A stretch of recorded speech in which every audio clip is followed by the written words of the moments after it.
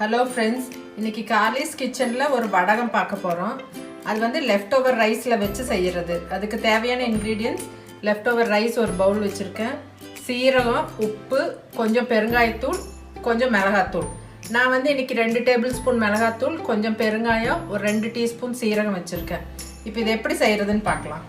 இப்போ மிக்ஸி ஜார்ல இந்த சீரகம் போட்டுக்கோங்க. மிளகாய்த்தூள், பெருங்காயத்தூள், உப்பு, இந்த ரைஸ் போட்டுக்கோங்க.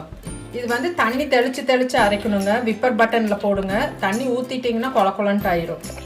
இப்போ நம்ம வந்து லெஃப்ட் ஓவர் ரைஸில் வந்து கட்லெட் செய்யலாம், ஆப்பத்துக்கு போட்டு அரைக்கலாம். அதே மாதிரி இப்படி வடகம் செய்யலாம். இப்போ சம்மர் சீசனாக இருக்கிறதுனால செய்யலாம். ஒரு 4-5 நாள் வெயிலில் காய வச்சு எடுத்தோம்னா சீக்கிரம் ஆயிடும்.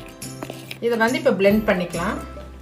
இப்போ இது பிளெண்ட் பண்ணி வச்சுருக்கேங்க. இது மாதிரி கெட்டியாக இருக்கணும். விப்பர் பட்டனில் போட்டிங்கன்னா இந்த மாதிரி வரும். இப்போ வேறு பாத்திரத்தில் ட்ரான்ஸ்ஃபர் பண்ணிக்கலாம். இப்போ வேறு வெசலுக்கு இப்படி ட்ரான்ஸ்ஃபர் பண்ணியிருக்கேங்க. ஒரு பிளேட் மேலே ஒரு பிளாஸ்டிக் ஷீட் இல்லை இந்த மாதிரி ஒரு ஃபாயில் ஷீட் விரிச்சுக்கோங்க. இதில் இப்படியே கொஞ்சம் கொஞ்சமாக உருட்டி வச்சுருங்க. இது வந்து அப்படியே 4 நாள் வெயிலில் வச்சு நல்லா காஞ்சிரும். தள்ளி வைங்க. கொஞ்சம் பெருசாகவே வச்சுக்கோங்க. காலையில் வச்சுட்டு சாயந்தரம் எடுத்திங்கன்னா சரியாக இருக்கும். ஒரு 4 நாள் வைங்க. இது நல்லா உப்பு உரப்பா நல்லா இருக்குங்க. செஞ்சு பாருங்கள். இந்த வெயிலுக்கு சீக்கிரமே காஞ்சிரும். குட்டீஸ்க்கெல்லாம் ரொம்ப பிடிக்கும். இது எல்லாத்துக்குமே சைட் டிஷ்ஷாக வச்சுக்கலாம். சாம்பார் சாதம், ரச சாதத்துக்கு எல்லாமே. வெரைட்டி ரைஸ்க்கு ரொம்ப நல்லாயிருக்கும். இப்போ ஃபாயில் பேப்பரில் இப்படி உருட்டி வச்சுருக்கேங்க. இது வந்து நீங்கள் 3-4 நாள் வெயிலில் காய வச்சு எடுத்துக்கோங்க. இல்லைன்னா பிளாஸ்டிக் ஷீட்டில் கூட பார்க்கலாம். இப்போ முதல்ல நான் செஞ்சு வச்ச வடகங்க இது நல்லா காஞ்சிருக்கு வெயிலில். இப்போ இது எப்படி ஃப்ரை பண்ணுறதுன்னு பார்க்கலாம். இப்போ எண்ணெய் சூடாயிருச்சுங்க. இப்படி போட்டுருங்க. நல்லா எண்ணெய் காஞ்சதுக்கப்புறம் தான் போடணும், இல்லைன்னா வேகாது.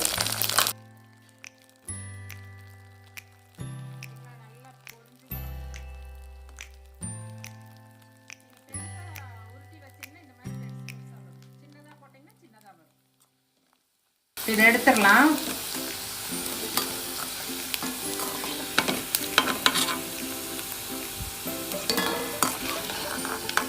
நல்லா எண்ணெய் வடி விட்டுட்டு எடுங்க.